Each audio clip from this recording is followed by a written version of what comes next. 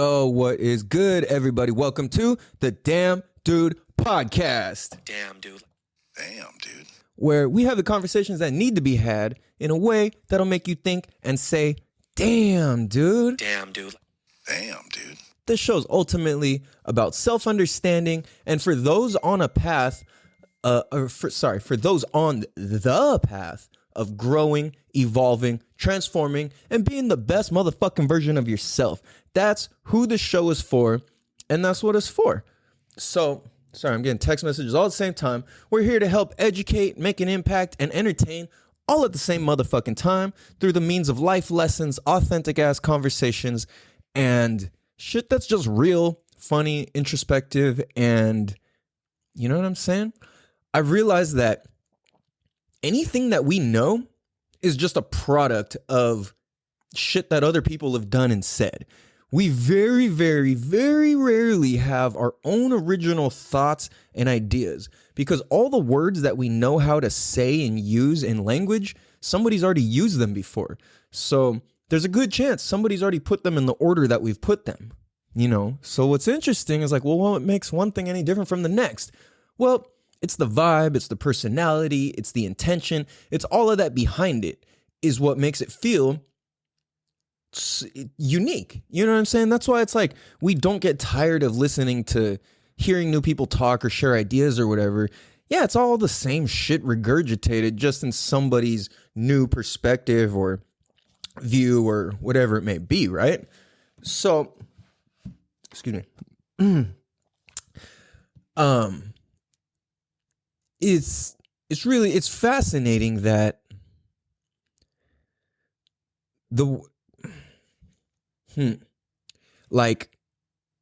I don't know. It's just fascinating how our words create who we are, but who we are, our words were given to us.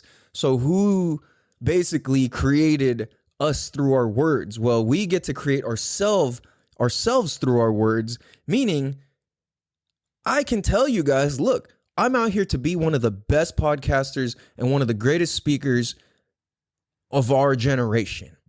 And that's the idea I want people to start having and viewing of this show and what I'm saying, and not necessarily where that does anything for me, but it's just a goal to work towards. Like, I don't care if I don't hit it. I just know that it's possible and it feels impossible all at the same time. Joe Rogan fucking did it. You know what I'm saying? It's like Joe Rogan didn't start off any smarter than me, like, and I'm not starting off any smarter than him. Or I'm not saying I'm on his level, but what I'm saying is I see his level, therefore it's obtainable and it's something to work towards and it's something to work for. You know what I mean? Because as somebody who's not necessarily educated, like in the typical sense, I'm somebody who's very mindful and aware and observant and has gone through some crazy ass shit. So that's a long way to say welcome to season 2, episode 2 of the Damn Dude Podcast. But you see what I'm saying? This is some deep shit. We're always on some real ass shit, no matter how funny or weird or whatever. This show is very unorthodox in the sense that you're not going to hear another show like this one. This show is absolutely one of a kind and very, very unique. And what I'm realizing is like, dude, I was very serious about this when I first started. But there's one thing, and I tell my kid about this all the time. I am very serious about having fun. I am very serious about doing what I love. I take that so seriously. Like, it's weird, right? I always trip out on that. So I'm like, you know what? I really take having fun seriously. Now, it's a weird thing to like take serious because you're not always seeing me like, ha, ha, ha, la-di-da, like, but at the same time, the seriousness that I'm involved in and doing, it's working towards that funness continuously. Or me being serious is part of me doing what I love. Because when you do what you love, you're not smiling and laughing the whole time. Most of the time when you do something you love, it requires the sucky shit. You know, it's just the fact that we push through the sucky shit that allows us access to that. So, you know, to that freedom and the thing that we love. So it's the work of pushing through that shit. So that is exactly why this show is commercial free, because there's one thing that's so fucking true and real and evident to me at this point, making 102 episodes, is that I do this because I love this. I don't give a fuck. Say whatever you want. I had people who supported me to the max. I had people who supported me not at all. I had people who started off supporting and then stopped supporting. I had people who like came in later and were just like, holy shit, and started like supporting even bigger. And it just goes so many different ways. So I realized that the type of people that listen to the show, all very different. We've got people who, well, first of all, I'll say this show kind of like, as far as writing, as far as its history so far, just what all the episodes consists of. Number one, females, women, moms. It's like this show speaks to that category of people in a big way for some reason. I don't know exactly what it is that I'm saying or what. But I know that it's the intention, I think, is what, I don't know. I'm not really sure. I don't know. I gotta ask, I guess. But and then it's like younger people, like early 20s, mid 20s, late teens have also been really intrigued and interested in the show. And that's kind of like a weird mix of people because it's typically not like moms and teenagers who are going to find or like young adults or teenagers or like gangster type people who are going to find the same thing entertaining. You know what I mean? It's like, it's really weird. But at the same time, this is kind of the magic of this show is like, yo, you could be a gangster and you could be a fucking housewife or a mom or whatever and still have a whole entire world of similarity and connectedness beyond what our judgments and social norms are. You know what I'm saying? So I realized when I started teaching, did I tell the story in the last podcast? I don't remember if I've been making so many Instagram posts lately. I forget what's going into the podcast and I forget what's going into my Instagram.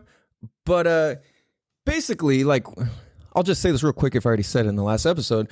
But when I broke my skull, neck, and back, the doctor told me I'm never supposed to surf, skateboard, and ride a motorcycle. And I said, fuck that. I went and bought a surfboard as soon as I healed up enough. And I went surfing every single day for a year until I figured it out. I did it every wrong way. I broke my fingers 6 times and I just taped them up and kept going. I think I did talk about this yesterday or in the last episode. But my point was I was doing it so much out of love. There was nothing else. I wasn't trying to make money. I wasn't trying to look cool. I was definitely not trying to look cool. I look like a fucking crazy kook. I had a wetsuit that was way too big that would just fill the fuck up and I'd look like the Marshmallow Man or Michelin Man or whatever. And I'm getting so many messages. So so what I realized is dude, I'm doing this out of love. And whenever anybody does anything just out of the love of it, there's something that's cool about it. The masses aren't necessarily going to be like, oh, this is so cool. But the people that it speaks to, it hits deep. And that's what I like. I prefer that type of shit. I've always been one of those people who you'd be surprised by the people I know. You know what I'm saying? Does that make any sense where it's I don't necessarily put it out there, but you'd be surprised. Wow, you're friends with that guy? You don't do that sort of stuff, or you do, you know what I'm saying? All that sort of thing. So it's interesting because when we participate in things we love and when we really come from love, there's a certain purity to it. And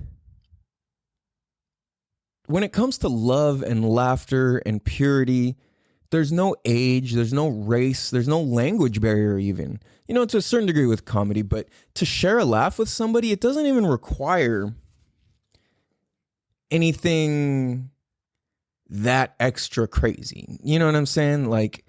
For example, this this is pretty funny. I was fucking dying laughing over this. So yesterday morning, I went out on my hike and there was like, there's just somebody like made a heart out of rocks on the floor. And it's been there forever. And there's been different messages like written around it, but the heart stayed there. It's like some pretty big ass rocks. People just leave it. It's cool, you know? It's like at the peak of the mountain or cliff or whatever you want to call it. I don't know if it's a hill or a mountain. I don't know. When does a hill become a mountain? I never thought of that before. When does a hill become a mountain? That's a trip. No, so at the top, so this heart. And then somebody had written like Tortilla, like Tantilla. And I was up there and I made a Instagram post and I was joking. I was like, oh, look, love tortillas. I love tortillas. And I was just cracking up because clearly the name was Tortilla and stupid little joke, right? So I go back up today and I see this dude walking on the trail and it's this older Mexican dude. I think I've seen him once or twice just kind of in the neighborhood. But he's kind of just got this like smirk on his face because he's leaving from where the heart is at and I'm headed towards it. And he kind of just looks at me and kind of smiles and he's like, hola, or he's like, oh, buenos dias. So I was like, oh, what's up, good morning. I was like, oh, buenos dias. So like, dude doesn't speak English at all, just pure Spanish, like not even hello, you know, just, oh, buenos dias. So I'm like, oh, cool, you know, what's up? So I get to the top of the mountain and I see the heart and I'm like looking at it. And I just was in my head joking, oh yeah, I love tortilla again. And I looked, I was like, is that what that says? And then I looked again, I was like, yo, that actually says tortilla. So I'm fucking cracking up, dude, because clearly I wasn't the only one thinking that. So it says tortilla, I love tortilla, all huge in rocks. And then, so I come and I write, y queso, like, you know, if you don't understand Spanish like at all, that means like and cheese. So I wrote, so it says love tortilla y queso, and I'm dying laughing to myself, dude, because somebody for one already went and fulfilled on the joke that I thought was already funny, and you know, even though it wasn't that funny, like clearly he thought it was funny enough to change it to where it's funny. And so I'm like dying laughing to myself. Like I could barely hold myself together, right? So I'm walking down the trail. I take a video of it. I post on my Instagram, the whole thing. So I go back in the direction that I originally came from because that's like the turnaround point for me is the peak at that heart. So I stopped there. I turn back around and I start hiking back down. I'm running the whole thing, whatever. I forget about it. And then I see that same Mexican dude walk by and he I forgot what he says, but he like does some hand motions like, oh, you're all done. He's like, y todo, like, you're all done, like instant, like suggesting like, oh, you're all done with your workout. And I was like, yeah. And then like, oh, I was like, yeah, see, you know, I was like, y todo, like, I'm done, you know, it's finished, it's all done, whatever. And then probably like I walk like 20, 30 yards, like we cross each other, you know. So he's headed back the direction of the heart and I'm headed back the direction of the entrance of the trail. And I stopped. I don't know what it was. Made me just speak up out loud. I stopped. I was like, hey, like I yelled hella loud. It was, I don't know if dude thought I wanted to fight it, but it started. He's like, he turned around. I was like, hey, you like tortilla? Like, and I made like writing gestures. And he's like, ah, he throws his head back. He starts dying laughing. And then I was like, hey, y queso. And he's like, ah, he fucking falls out again. I'm fucking dying laughing. Keep in mind, we don't speak the same English. We don't speak, did I say English? We don't speak the same language. I speak English, he speaks Spanish. My Spanish is very, very minimal. I can understand enough shit to like buy some stuff at the store. That's kind of about it. But I was like, mira, go look, like pointing, like go back up to the top, like look at it. And then we were just, dude, I walked away from that and I was laughing for like at least 5 minutes, dude. Like at least 5 minutes. I was laughing so fucking hard. And I'm like, it just hit me. I was like, damn, like the purity, the love, it has no real boundary. You know, there's no age, there's no race, there's no language barrier that, I mean, there could have potentially been a language barrier. Like if I didn't understand what tortilla was but who doesn't know? Like, do people in Japan know what tortilla is? Like, Like, I don't even, you know what I'm saying? I don't know. Like, fuck, I've been to Arizona and people barely know what tortillas are. So, man, I don't know, dude. But my point was that with or without that, our interaction was just so pure and it was so funny. And there's just so many levels and angles to look at the whole thing from that was really fucking funny, you know? So that's something that I really love, is like when those opportunities can arise to share something that's so pure, you know? And that's what the show is. There's a level of purity to the show, which I don't know how to explain or describe, but like there's a certain, it's because I think, and what I observe is because I do this because I love it. There's certain times where I'm like, fuck this, I'd rather do whatever.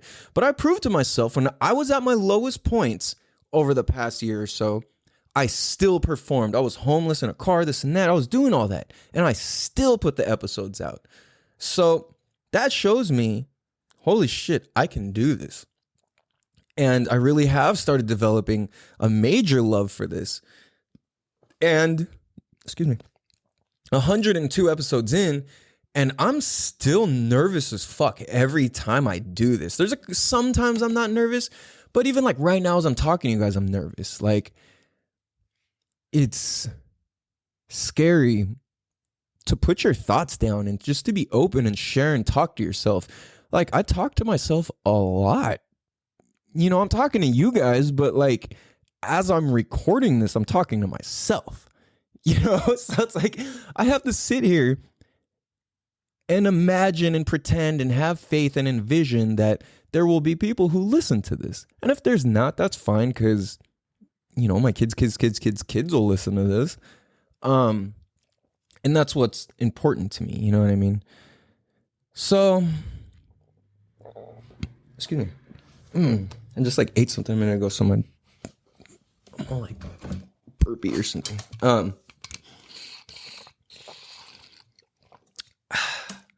Everybody, make sure you go drink water. Oh, if you don't know, it's funny. This is kind of a what do you call it? Not misinformation. Misunderstanding. There you go. Why was that word so hard to find? Misunderstanding. There's a huge misunderstanding when it comes to alkaline water and alkalized water. I didn't plan on getting into this, but it's important that you guys know, and especially if you're on somebody who's on the path or that path or the path or you know what I'm talking about. If you know, you just know. I realized if you know, you know. That's so annoying when people write that on the internet. But anyways, for real, it's like if you know, then you know. So when it comes to buying water, it's becoming more and more common knowledge that alkaline water is good for you. So let me just say this real quick without taking too much of our time, is that there's absolutely a difference between alkaline water, natural alkaline water, and alkalized water. Damn, dude. So if you're drinking alkalized water, that means you're drinking tap water that's been filtered likely through reverse osmosis, where minerals have been added to make the water alkalized. Now, you can use key limes to alkalize water.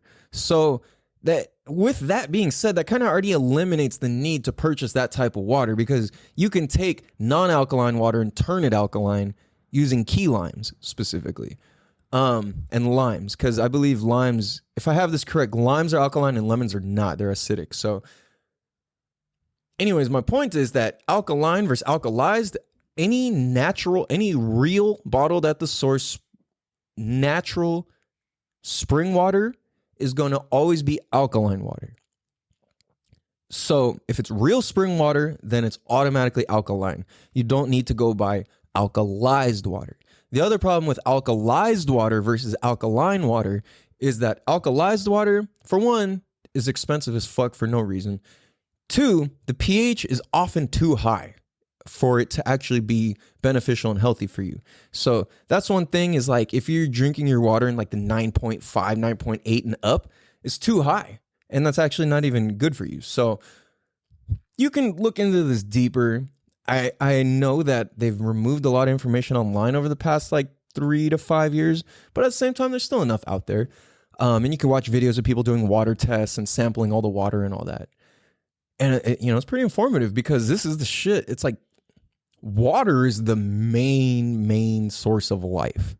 You know what I mean? It's like water contains oxygen, and it's like it's absolutely necessary, So the more we can oxygenate our cells is basically what an alkaline state would be, is when your cells are all alkalized, when they're all oxygenated or they're in an alkaline state because they're oxygenated. So, and if all your cells are oxygenated, then what they say is that disease and acidic things can't live in that alkaline state. So that's why it's so beneficial. So there's your little tip on alkaline versus alkalized water. So moving forwards, when I talk about doing things for the love of things, there's a huge reverse effect to this whole thing too. Well, I don't know if effect is the right word, but non-traditional way that this occurs. So when we do shit that we love, doing shit that we love often means having to stand up for ourselves and fight a tough fight that's uncomfortable. Damn, dude. So when we have to fight a fight that's uncomfortable in order to fight for what's right, it's like you're fighting for the right thing because it's out of love. I'm not fighting you for the sake of my ego. I'm not fighting you for the sake of being enemy. I'm not fighting you for the sake of fighting. I'm not fighting you for the sake of competition. I'm fighting for our rights and our freedom to live the life that we love. You know what I mean? So we're going to get into this even deeper because, and the show's going to take a huge swing the other direction. Like we're basically making a huge 180 here. Because this went from a very like peaceful love sort of thing to now where we have to use the power of love to thug the fuck out and protect some shit and stand up for ourselves. Damn, dude. With that being said, we're going to take a quick break. After these messages, we'll be right back. Damn, dude. Damn, dude. All right, what up, everybody? We bicycle. We bike in the heist. So, yo, real quick, it's a fucking trip. This used to confuse me so much, and it would make me so mad. And I thought the world was shitting on me, and I thought people were out to sabotage me every fucking time this happened. And you know what the fuck that is? Is that every time I fucking win or I accomplish something big or I have some huge new breakthrough or discovery or idea or plan or something, somebody and something and some circumstance comes to take a fat fucking shit all over it. All the fuck over it. Every fucking time something dope happens, whether it's immediate or a little bit later, something comes to fuck it up. Now, that used to be true. That's no longer true. What do I mean? Well, what I've learned is that every time we level up and we develop a new breakthrough, a new understanding, a new platform, a new idea, a new way of living, anything like that, these life tests are going to come at us and make sure we understand the work that we've done to earn and deserve that.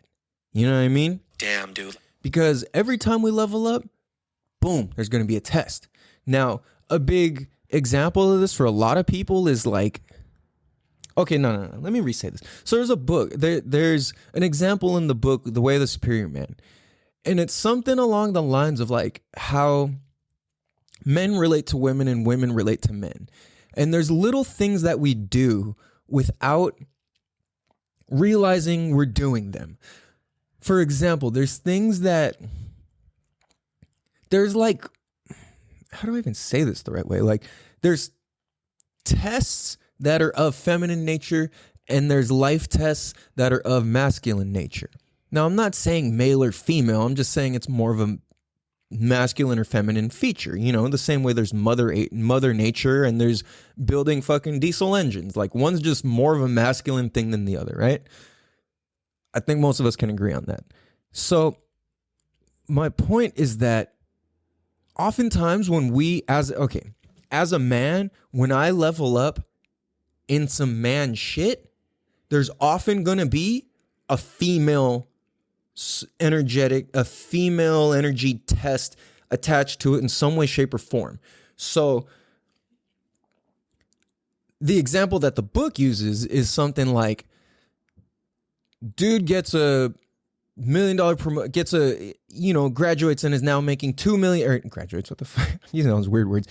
A man gets a promotion. He's now making $2 million a year. He was making $150,000 every fucking year before that.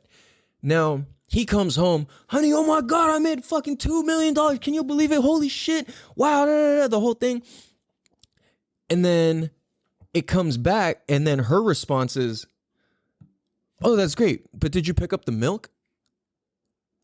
And dude's like, fuck the milk. We could buy the whole fucking store. We could buy the cow. What do you mean? We don't need the fucking milk. And then all of a sudden, the test of the feminine, this is just an example. You're gonna have to go read the book for this to make more context. But I'm just using this example in particular, which is like, yo, fuck the milk. Like, I just did this. But the thing is, as the man, that's kind of us doing this in this masculine way, which is like, fuck the milk. We'll just get more. It doesn't even matter. But the thing is, the way that the female, how it describes in the book, the way that the female interpretation happens is that it's not about the money. It was never about the money. I loved you for the last 7 years before you even made 150 grand, let alone 2 million. I don't give a fuck. I want to know, are you the man that I fell in love with? Meaning the dude who does what he says. And it can be as simple as that. So there's a lot of times women will test, or the feminine will test, hey, you still who you are? You're still doing what you say? Do you really deserve that? You know what I'm saying? It's like, so if it's almost like if you make this huge accomplishment, but you still can't keep your word and you override that simple little thing of picking up the milk because we needed it right now.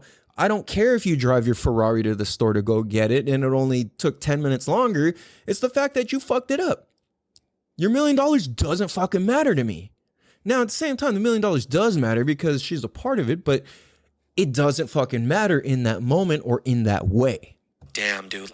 So men specifically, I imagine the women are like, yeah, or like, oh, that's what I've been doing. Or the men are like, oh shit. So men in particular, I hope you heard this and you heard the message of what I'm saying, because we often fail these tests. And a lot of times the only way to fucking pass the test is to go back and just accept that you're wrong as fuck in whatever the scenario is, even if you aren't all the way wrong as fuck, because it's not wrong that you didn't get the milk because you made $2 million now. Like, yeah, it is true. You can just go buy the fucking store or all the milk you could ever imagine or whatever, buy the cow. Like, but it doesn't matter. That's not the point. You know what I mean? So it's such a weird, like, push and pull. And that's kind of like all we are in this world energetically and all of this, we're just this combination of push and pull and this and that. And like, it's a trip. We're just all like a combination of the words that we've heard before, like I said in the beginning of the show. And what are we going to do with the combinations of words that we are able to put together and formulate? Damn, dude. So, as I was saying, the show was going to take a turn. That all just came to me. Because that's happening to me. I'm getting tested so hard right now by shit that's going on. I'm accomplishing this. I accomplished this. And then I got random things where people are like taking things into such extremes the other direction where I'm like, that's really what you think? Like, I don't believe that because I know who I am and I know what my actions are. Now, at the same time, I'm not somebody who's afraid to go and look at myself and be like, well, shit, do I have jealous, narcissistic, egotistical, aggressive like traits or behaviors or whatever? I'm like, well, I mean, I guess a little bit of some of them at times, but it's like, I'm not one of these dudes or people who's out of control or fucking. It's very rare you're going to get me off my rocker. You know what I mean? Like, you really got to fuck with something super deep or be one of those people who just knows how to cut me emotionally with words. There's like 2 people in my life that can do that to me. And I'm getting better because it's now about 1.5 and I've almost got it down to I'm getting to 0. No, but there's like 2 main people in my life who, when they say shit and the way they say it, it just cuts so deep and it triggers me so much. And I realize that's not the place to put like fire and passion and all of that. You know, it's not the place to have an argument. So how I'm looking at this is, well, how do we expand on sharing the love, but how does it work in the reverse way? Which is, well, you know what? First of all, whoever the fuck is lighting cars on fire and blowing up cars in Mira Mesa. I know Mira Mesa. Yo, you're going to get fucked up, homie. Like, I promise you that. Whether it's me, it's the law, it's the homies, it's somebody, you are going to get fucked up. They just burnt down my cousin's parents' car, which I guess is my great uncle and aunt. Well, my cousin's car, basically, they burnt that shit to the motherfucking floor. Him and his sisters all chipped in to help buy this car. And some motherfucker came and lit the fucking shit on fire. Now, that's one car. Then I had another homie tell me, yo, they torched my homie's car in Scripps too. And Scripps is right next to Mira Mesa. If you don't understand the area. We live in San Diego. These are towns in San Diego. I forget that we're beyond fucking Mira Mesa, dude. Like, I have to think bigger. You know, we got listeners from all over the world. So these motherfuckers are lighting fire, blowing up cars. So they also, my homegirl's car almost got blown up the other day too. She sent me a thing like, dude, do you know what the fuck is going on? Because people know I kind of have an ear to the streets to a degree. Like, I'm not like that, but like, you know, shit that's big enough, it crosses my... it's like I hear about it in some way, shape, or form. I know a lot of young kids who live around still, you know, or like younger generations, who legit just spend time outside and see shit, you know? So the homegirl's car almost got burnt because there was like 12 cars in her complex that fucking blew up, all the way blew up. And then like a week or a couple days before or after that, there was another 8 cars that fucking got lit and blew the fuck up. And these are happening all in apartment complexes. And the thing is like, right now, Mira Mesa is like a nice town. Like, houses are starting to reach the $1 million mark. Like I said before, like in the 90s and early thousands, it was on some ghetto shit. Not like ran down, but like you can get shot and beat up and robbed incredibly easy. So whoever the fuck this Mira Mesa Arsonist is, you will get what's coming to you. Because like I said, and like whoever they are say, karma's not a bitch, karma is fair. So how does this have to tie into sharing and spreading love? Well, because I love my cousins, I love my family, I love my community, I will beat your fucking ass for destroying the people of my community's property. Fuck you. Like, what's up, homie? I'll fuck your shit up. Like, you cannot do this. So what we need to do is go old school neighborhood watch style. We need to go back to, like, this is fucking 1980 fucking 6 or 7 or whatever the fuck. Like, where, yo, you come pulling some bullshit on our street, you will get fucking clapped, homie. Like, we don't play this shit. Now, keep in mind, like, if you only understand Mira Mesa as it is today, you think I'm fucking weird and crazy and I'm just talking shit. And it's like, there's no way Mira Mesa's ghetto. Homie, you're tripping. Like, yeah, it's nice.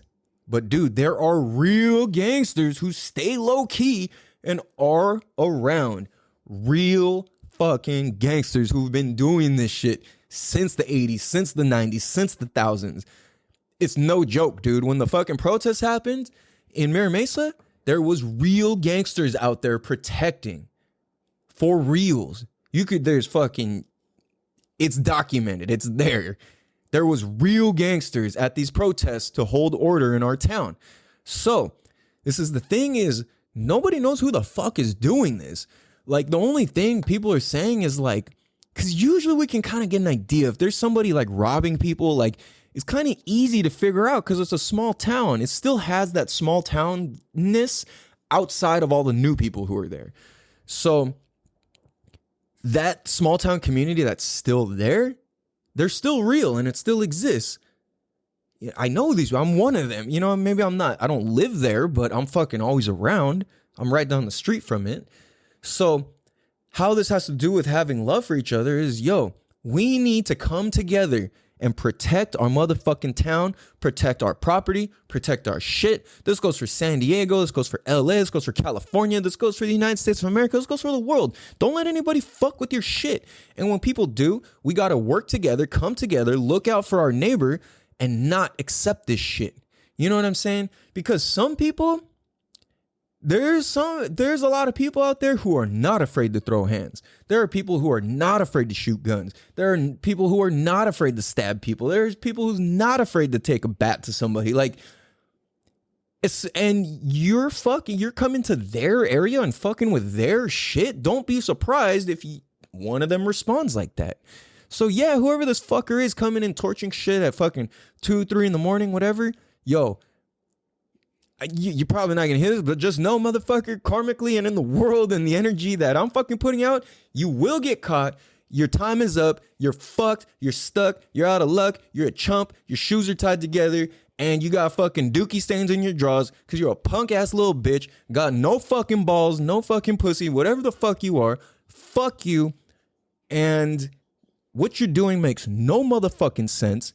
It's not doing anything. It's not helping anybody. I understand the theft of catalytic converters and all that shit. That's a popular thing. Is if you own a Prius in Mira Mesa or you own an Accord, like a newer year Accord or like a like mid-late thousands Accord, they're stealing the fuck out of catalytic converters. But I get it. They're expensive. You can sell it. There's value. Lighting all this shit on fire is not doing anything. Nobody's collecting insurance money. Nobody's fucking, you know what I'm saying? There's nothing like that that's even going on. Like, there's no real benefit other than being a fucking twisted fucking weirdo. And when you're a twisted fucking weirdo, life is gonna get you. You know what I'm saying? This is beyond street shit. This is beyond some hood shit. It's like, life will get your stupid motherfucking ass. You can't keep getting away with this shit. You know what I mean? And you won't. That's the thing is you might think you gotten away. You didn't. You aren't. You won't. You can't hide, dude. Like, fucking God sees you. Santa Claus sees you. Bro, Santa saw you light all those cars on fire, you fucking dumbass. Damn, dude. Bro, the Tooth Fairy saw you. You fucking idiot. The fuck is your problem? What? Bro, you're gonna disrespect the Tooth Fairy, Santa, God, Mother Nature, all at the same fucking time, bro? You're really off your fucking rocker, dude. And maybe this guy is trying to get clapped. Like, who knows, you know? But the thing is, we gotta go old school fucking community watch. I'm gonna put the logo for this, or the what do you call it? The cover art for this show. And I realize if you listen on certain platforms, you don't see the brand new cover art every time. You just see the standard show logo. But if you watch on if you watch from the Buzzsprout site itself through my, the actual website, or you watch through Amazon Music, I know it shows it. And there's a couple other platforms where if you listen to the podcast through those platforms, it'll show every episode has unique cover art. I keep my same logo, but every single episode has a different cover art on it. Unless I accidentally used it twice. But each one's unique. So what I'm gonna do is I'm gonna put that logo on there. So if you can see it or whatever, check it out. You'll know what I'm talking about. It's that burglar with kind of like the sideways shoulders, and there's either, depending on the year, it was yellow or orange, the background, but it's like all black figure with a mask and a hat. And yeah. So we're going to use that because that's what we need to go back to, is this old school neighborhood watch style shit. Everybody keep your eyes peeled. Everybody's got all these cameras and fucking Ring security door thing and all this. Like, yo, we need to start, I don't know, putting them in different places or fucking something. I don't know exactly. Like, I'm not the security expert in any way, shape, or form, but I do know that if I lived in that area, I would set an alarm for fucking 2 o'clock or something, and just kind of 2, 3 o'clock, and just kind of like keep an eye out, check every now and then. You can get a sense. I remember shit was cracking off when I lived in Mira Mesa. There was a time where I lived in these apartments in Mira Mesa, and there was this combination of weird shit happening. One was there was this homeless dude who kept sleeping under the fucking bumper of my old truck. And it was driving me crazy. Like, I had a big, huge fucking diesel truck with a straight pipe and the silencer removed out of the turbo. And like, this truck was so fucking loud. It was a Dodge 2500 turbo diesel truck, lifted like on 35s, like the whole thing was a fucking monster of a truck, but it was loud, like blah, blah, blah, blah. So there was one time I went and fucking fired it up on the dude because dude was straight fucking sketchy. So, but like, I kept finding trash everywhere, and I fucking hate, sorry, I don't want to use the word hate. I despise seeing trash around. Like, be responsible, pick up after your motherfucking self. So dude was just leaving all this fucking shit everywhere, and I was getting sick of it. So one day, I could never actually catch him. There was the one time when I think I fired the truck on him, but the main thing was, like, before any of that happened, it was weird. He would cover his whole head too with his blankets and all that shit. It was really fucking weird. But one day I had one of those bright ass flashlights, like the ones where you can like point it into the sky and it's like the bat signal or whatever. You could actually like see it up there. I fucking shined that shit there. So what I was doing is this dude wouldn't show up till like fucking 2 a.m. And I'm like, who the fuck is doing this? Because by the time, there was only like that one time when I went out there and he was still there. But there was trash and blankets and all this shit everywhere. I'm like, what the fuck is going on? I couldn't figure it out. It was like a week or so that this was going on. And I'm like, I'm just perplexed. I'm asking my neighbors, like, did you see what is this? And they're like, I don't know. You know, I'm like, this is driving me crazy. And at the same time, it was like across the street from where Sleaze Cats is at. Tomcats Bar and Grill, for you guys don't know. We call it Sleaze Cats because it's pretty fucking sleazy, but it's dope, and their wings are the best. The Tomcat wings, there's almost nothing better. The jalapenos and the green onions fried. Oh, it's so good. If you know that shit, if you know, you know. What is it? IYKYK. If you know, you know. No, but there would be people who fight if you know Mira Mesa, I know Mira Mesa. You know that shit cracks off at the cats sometimes. Like, there was legit been times where we opened, like, somebody got knocked out in the doorway, and then so they opened the doors and then just let the doors, like, the doors didn't stay open on their own, but the door stayed propped open on the dude's head and on the dude's feet. And this guy, he'd gotten beat up and he was blacked out drunk. So he was breathing. He was just fucked up. And it's old school. They're not like, call the cops. It's like, he's fine. Just let him rest. So literally we go and we step over this guy to get into the bar. And me, I'm a super, like, I care, you know, so I made sure dude was okay. He was on his left side, so if he threw up, he wouldn't drown, and his tongue wasn't going to cover his airway, and the whole thing, he was safe, right? Thing is, he was just holding the door open, and we had to walk over the guy to get in and out of the bar every time. So, Tomcat, shit cracks off, right? And because I'm across the street and my kids got the front window there, and this, I'm just like, oh, fuck, I would feel nervous, and I would hear fights and this and that. I would like, just to kind of have to keep surveillance, you know? But it was that same sort of thing. I would have to set alarms, or I would have to purposely make it a point to go check out the window. All right, it's 1 o'clock. What's going on right now? All right, it's 2 o'clock. What's going on right now? You know, and I wasn't going crazy paranoid, but it was like, I was really problem solving. So when I caught the dude who kept littering and leaving all the shit under my truck and sleeping under my truck, I don't know why he picked mine of all trucks. Well, maybe because I had the most room. But I fucking high beamed this fool, and he wasn't coming back. He didn't come back after that.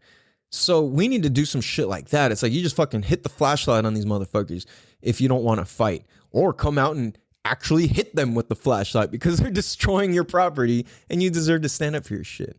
If these people are really fucking, it's like, it just got me thinking, like, what type of person does this? Like, who, if you were to judge somebody and be like, oh, you light cars on fire in apartment complexes, like, that's not really like a personality or like a stereotype you ever see. Well, no, maybe it's like the arson type of kids. Usually I think of like some Jeffrey Dahmer type of person or something, but I just don't see that in like those types of people don't exist in Mira Mesa. Not that I've ever seen. I've been there for a long time, you know. So my point is that, yo, we need to fight out of love, for the love of community and protection and standing up for each other and doing what the fuck is right, simply because love thy neighbor, simply because we're all just a reflection of each other. Like, imagine if it was your shit that got fucked. Wouldn't you want your neighbor to help you? You know? Like, I know I would. So I try and be the best neighbor, try and be the best, you know, like to protect and look out and whatever. And it's like, you don't got to go be on some snitch shit, but if you can fucking figure something out and make something happen, cool. Like, you know, if you're not part of gangs and street shit, snitching doesn't apply to you. You know what I mean? Like, calling the cops is for normal people because you don't have that protection. So that's one thing I understand, but a lot of other people don't seem to like not understand is there's definitely a difference when you're in the game versus you're not in the game. You know what I mean? You're not out of bounds when you're sitting on the side of the basketball game. You're just observing. You're not out of bounds. Yeah, you are past the line, but you know what you get what I'm saying? So yeah, it's a fucking trip, dude. So we're gonna take a quick break. We're gonna be right back. Damn, dude. All right, what's good, everybody? We bike. So one thing I'll say, I got arthritis in my left wrist, and arthritis hurts so fucking bad. Like, holy shit. It really, really, really, really hurts. Arthritis is weird, dude. It feels like a broken bone in its most painful point of being broken. If you don't know what that feels like, just imagine that like somebody dropped a sledgehammer on your wrist from a couple stories up. And like whatever you think that feels like, that's pretty much what this feels like. It's like this like sharp, it's a very sharp pain. It's like, yeah, it's like getting stabbed in the wrist is kind of what it feels like rather than crushed. Yeah, that's what it feels like. It feels like getting stabbed. It's fucking weird. And it's strange because I can move my wrist and I can whatever, but it's only at very particular angles where it just zap and it just like it releases my whole hand and my whole body just like goes limp, dude. Like when I hit this, I just did it when when I reset my camera a second ago. I like moved my hand at just the right angle to where it tweaked it, and it just fucking hurt so bad. So it's weird because as I'm doing 75 hard, I'm on day 55 for those of you guys following along. And I've seen a lot of new people trying to start 75 hard online. We'll see how far that goes because this shit really isn't easy. And a lot of people take this or think of this as a fitness challenge or a weight loss challenge or something or program. It's not. It's specifically a mental toughness challenge. And with a mental toughness challenge, that's exactly what it is. You know, it's not about weight loss. Like weight loss is its own thing. And yes, losing weight is its own mental toughness thing, you know? But this is different. 75 hard is definitely different. And it's a trip for me because when I'm working out and stuff, I'm used to lifting weights and doing strength training and stuff like that. But right now with the arthritis and I hurt my back and all this extra shit from a car accident, all this other stuff, I'm like I can't really lift weights safely. You know, old me would have forced it and I would be in like way worse shape. But I'm kind of like adjusting and just doing what I can with different body parts and whatnot. So it's cool, you know, it works out. But one thing, and this just blew my mind, if you're not familiar with 75 Hard, go listen to Andy Frisella's podcast, his last one. I think it was like episode 200 and something. I forget what number, but it's basically the last one. He describes the whole program again. Or you can go to episode 14, which is the original one of him describing the program. Andy Frisella, his podcast is called Real AF with Andy Frisella. One of the best podcasts out, aside from this one. Damn, dude. The Damn Dude podcast. So this is the thing, is there's a lot of people. The one thing is, if you change the rules of 75 Hard, you failed and you restart at the beginning. And when you fail the program, like the hashtag people tag is called 75 Soft. Now, over this past week, because it's New Year's, well, traditional American New Year's,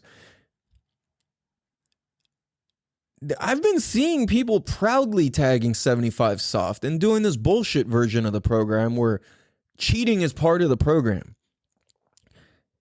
And like having a cheat meal, having a beer socially. Like, what the fuck is the point then? Like, do something else. Like, are you trying to lose weight? Like, what are you trying to do? Why would you put cheating into your plan before you even started? Damn, dude. Like, how, like, can somebody explain this to me? Why you would purposely put cheating into your plan? What are you trying to accomplish? Really? What are you trying to accomplish? Why would you build cheating into the plan when the whole point is mental toughness? Damn, dude. It's called 75 Hard because it's 75 hard ass days. That's the whole point. Why would you do 75 soft ass days? Yeah, like what? Like, this is the thing, is people who say 75 Hard is too physically demanding. You have no idea what this program's about then.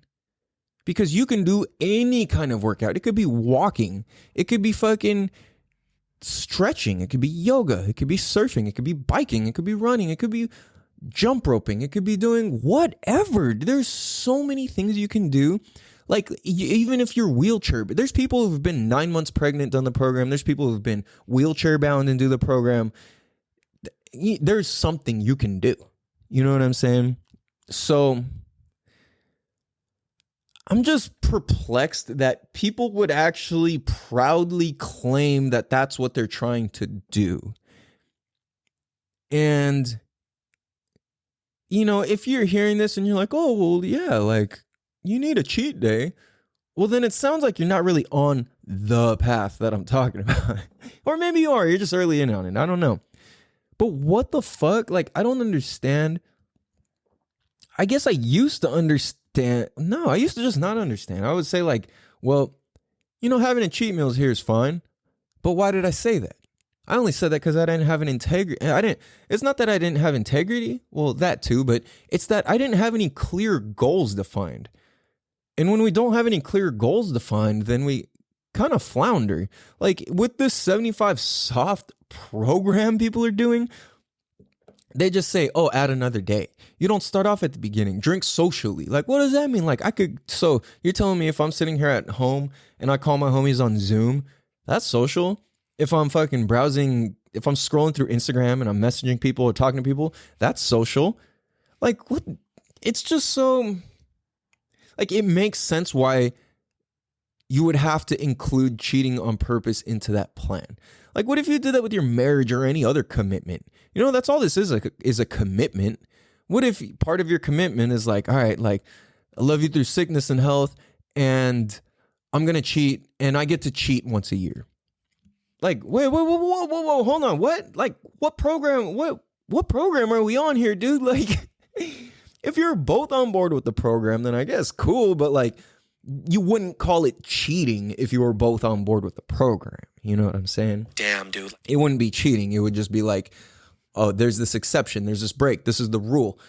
It wouldn't be cheating because it's part of it. So if you're going to start some sort of program and cheating is part of it, really look at that and ask why and what's the point. You know, like, I think that means you don't really want to actually get better or make any real changes. I think it means you're happy where you're at and you're kind of content knowing that, oh, I might lose like 5-10 pounds, but it's not really going to do anything for your life. You know what I'm saying? Like, if cheating is a part of your standards, like, I don't think cheating should be a part of our standards. So that's my thought on that. So I keep saying so a lot. So, Dev. No, but yeah. So, Mira Mesa Arsonist, your time is coming. You're stuck, out of luck. You're fucked. You got dookie in your drawers and your shoelaces are tied together. You dumb motherfucker. Oh man, I'm so fucking tired right now, dude. I've done a lot today. I still have a lot to do actually, but realized, I got to, I still got a lot of phone calls to make. I still got a lot to do actually, but you know, it just kind of comes and goes and we can kind of outthink it. So I need to go get my second workout in here for the day. And then I need to go teach some kids and I need to make some calls and texts. And then I need to go to Carlsbad, get some fucking water. And I need some food and I'm gonna relax. I'm gonna relax tonight, I think. Yeah. So anyways, man, I hope you guys had a beautiful and awesome and safe American New Year's. I say that because I like Chinese New Year. That's when shit really happens for me. The feeling of it anyway, typically. So, yeah. Anyways, on that note, have a beautiful day. Much love.